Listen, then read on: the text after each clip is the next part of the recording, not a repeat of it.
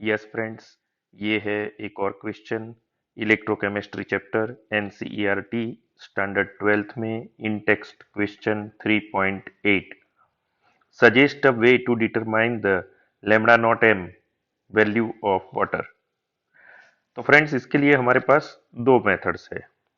अगर हमारे पास पहले से H प्लस आयन और OH माइनस आयन का लिमिटिंग मोलर कंडक्टिविटी अगर गिवन है या तो अवेलेबल वैल्यू है, तो उसका सम करके हम फाइंड कर सकते हैं वाटर की limiting molar conductivity.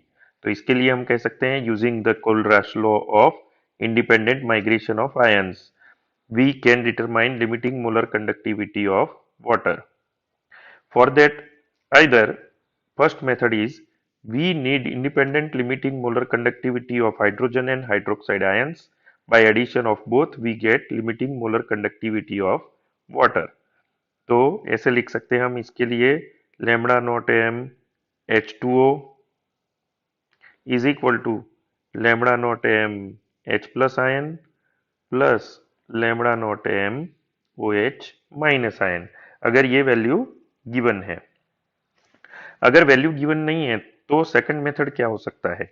We can use limiting molar conductivity of strong electrolytes like hydrochloric acid and sodium hydroxide as follows.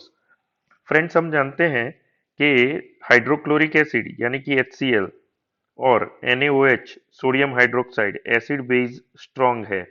इसको अगर हम मिक्स करेंगे तो न्यूट्रलाइजेशन रिएक्शन से NaCl सॉल्ट बनेगा और वाटर बनेगा।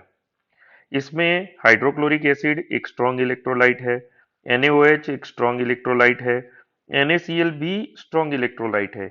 यहाँ वीक इलेक्ट्रोलाइट सिर्फ एक ही है, दैट इज वाटर, जिसकी हमको molar conductivity limiting molar conductivity find करनी है। तो वाटर को हम सब्जेक्ट बनाएंगे, NaCl को भेज देंगे ऑपोजिट साइड पर, यानी कि NaOH और HCl साइड, और सबकी लिमिटिंग मोलर कंडक्टिविटी ले लेंगे। तो हमारे पास फॉर्मूला हो जाएगा limiting molar conductivity of water is equal to limiting molar conductivity of hydrochloric acid plus limiting molar conductivity of sodium hydroxide minus limiting molar conductivity of NaCl, जिसको हमने opposite side पे भेज दिया है।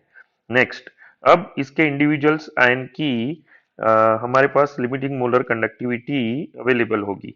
तो limiting molar conductivity of H plus plus limiting molar conductivity of Cl minus, जो कि ions हैं HCl के।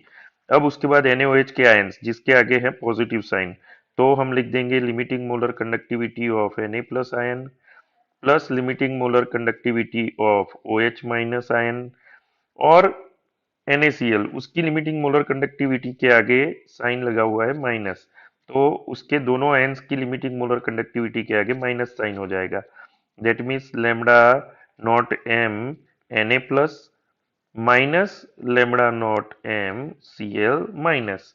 अब Cl minus opposite sign minus और प्लस वाला कैंसिल हो जाएगा टर्म, Na प्लस वाला टर्म कैंसिल हो गया, तो बच्चा क्या हमारे पास limiting molar conductivity of H plus limiting molar conductivity of OH minus.